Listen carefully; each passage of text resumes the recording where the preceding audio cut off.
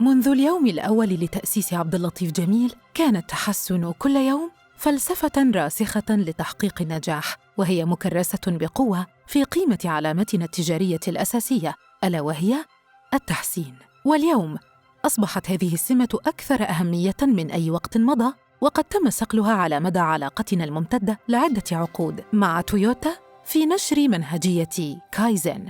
التقينا بفادي وحسن جميل للتعرف على وجهات نظرهما الخاصة حول سبب أهمية فلسفة كايزن في عبد اللطيف جميل. ما هي تجربتك الأولى مع فلسفة كايزن؟ Well, my grandfather really had a similar philosophy to Kaizen, which was continuous improvement. This is something very similar to what Kaizen is, something very similar to what TMC teaches us and has taught us, and an example which we follow as a family, something that's been baked in our culture, so to speak. And we continue to adapt and continue to improve with this philosophy as we go ahead. My first experience with Kaizen was quite humbling.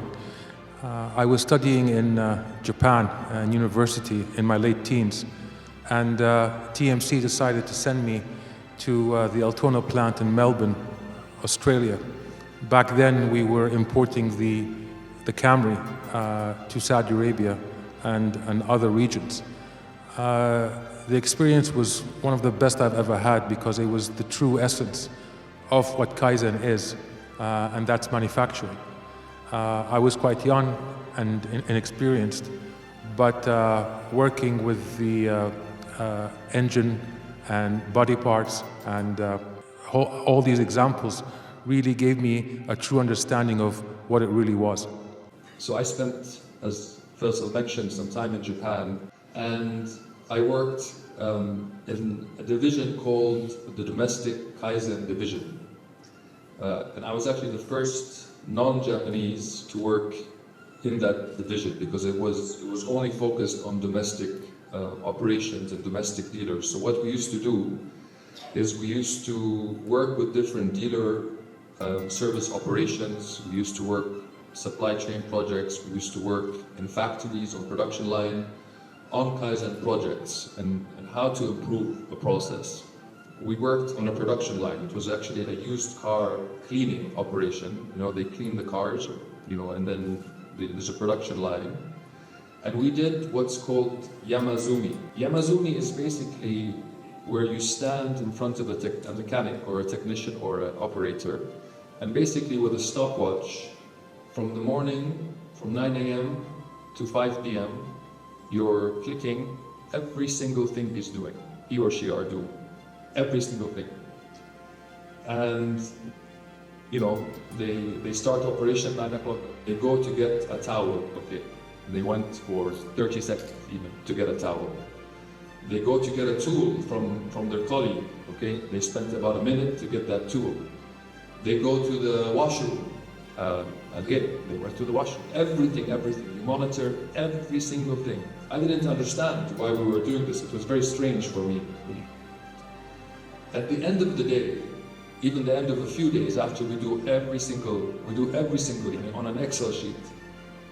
I went to my boss, and at the time I said to him, okay, what's the purpose of this? You know, I didn't understand, why are we doing this? He said, did you measure any muda, which is waste of time? I said, well, not really. He went, you know, to the washroom. He said, no, the washroom is his personal time, it's fine, it's not muda, it has to do with washroom. I said, okay, he went to get a tool from the tool shed, for example. He went to get a towel to clean his hand or something. Great, can you improve that? How much time did he use? I said, he wasted maybe 1 minute. He said, wonderful, 1 minute, that's great. I said, why is 1 minute great? It's 1 minute for one guy. He said, can you make it 30 seconds? I said, yeah, I can make it 30 seconds. We just put a tool next to him and he doesn't have to go anymore. He said, wonderful, that's so great. And he was so happy. And I didn't understand what's 1 minute or 30 seconds or this little time. But he explained to me, he said to me, imagine this is just 30 seconds you're saving here, or whatever, 1 minute or 2 minutes or 3 minutes. Imagine if you multiply that to every single mechanic on that production line. Imagine if you multiply that by every single day. Imagine if you multiply that by weeks and months and years. How much more efficient could you become? And to me, that's when I realized, okay, I get it. ما هو مجال تطبيق منهجية كايزن؟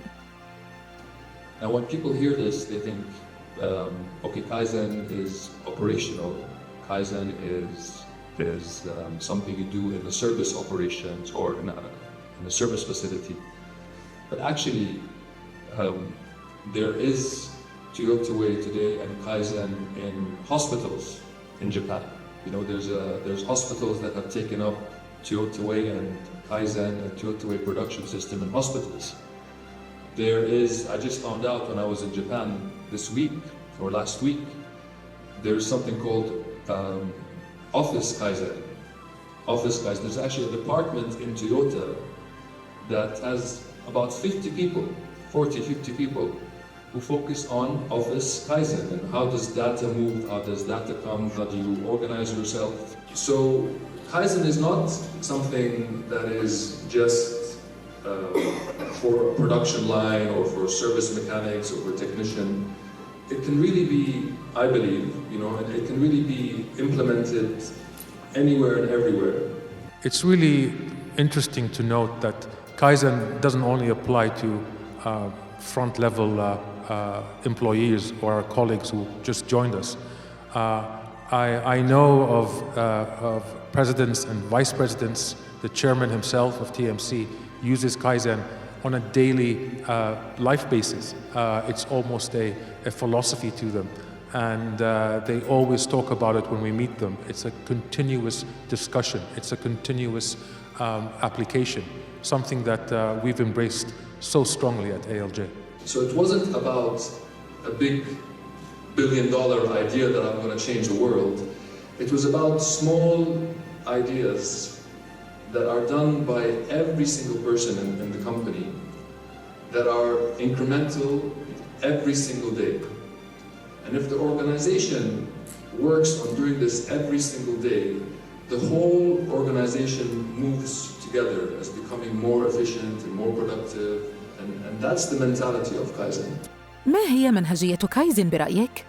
I think there's a misunderstanding with Kaizen that there always is an end game or a conclusion. There really isn't. It's always happening. It will always happen. There is always room for improving the situation or improving your goals. I think we learn and lead by example. I was trained in the Kaizen philosophy. My brother was trained. My father was trained. Other members of the family and our colleagues were trained over the last 30 to almost 40 years. So this has really instilled a great respect to these practices, and we'd like to share them with our newfound colleagues. We need to, of course, be adaptable to change. We need to create a structure to be resilient. And we need to be flexible. We need to be able to change with the times. Most importantly is we need to be one team. This culture is really something to embrace because it works so well, and it's extremely fulfilling. Something that I found, and my brother and my father have found quite amazing. Kaizen is not about processes or spreadsheets or filling out forms. It's really applying yourself. It's really allowing others to apply themselves. This is the beauty of it. And once that idea becomes part of what you do, it becomes actually quite easy and something you would want to do and want to use as a tool in your everyday life in business. ما هي عوامل نجاح منهجية كايزن؟ It's about every single person being empowered. It's about every single person being able to make a change, even if it's a very, very small change. I see it really as these are all great opportunities. These are all great opportunities for us to start rethinking and relooking how we do business. ما الذي تتوقعه من الزملاء الذين يشغلون مناصب قيادية إزاء منهجية كايزن؟ I think from experience, The key factor would be humility. Another factor would be respect for our colleagues across the board. These two things are we hold very, very dear. We hold very, very in very high regard. I think it's important for leaders to be very open and very understanding, at the same time allowing people to experiment, allowing people to fail, and really joining in the conversation and listening. Leaders coaching is quite key. It's important for them to understand exactly what the problems are, but also what the conclusions can be. But solving together is more important than just addressing the issue individually. We need to communicate, we need to share, we need to unify each other. And I think that's going to be the main foundation for us to look at this new world that we look at today. So within the Kaizen journey, I think leaders should be showing their best practices as examples, and that could be, things that have worked, but also things that haven't worked, and how they've gone and solved these issues. Not a perfect company, but we're aspiring, to always improve, no matter where we are. I think it's our responsibility collectively as leaders is to communicate and say, okay, how can we do this better? I want to talk to you, I want to tell you, and everybody, and all the leaders, including myself, including Faisal, will listen to you. Will say, the way you're doing this in this company, it doesn't really apply, or the way you're doing this in this company, it applies, but we want to change. It doesn't matter, we can have that conversation. I think it's important to have the Kaizen marathons, something that we've been doing for a long time. It gives a spirit of the group working together and feeling part of the team. I think that's very key. It's very important that we celebrate our colleagues' achievements together. It's a team effort, and that's how we operate at اللطيف جميل.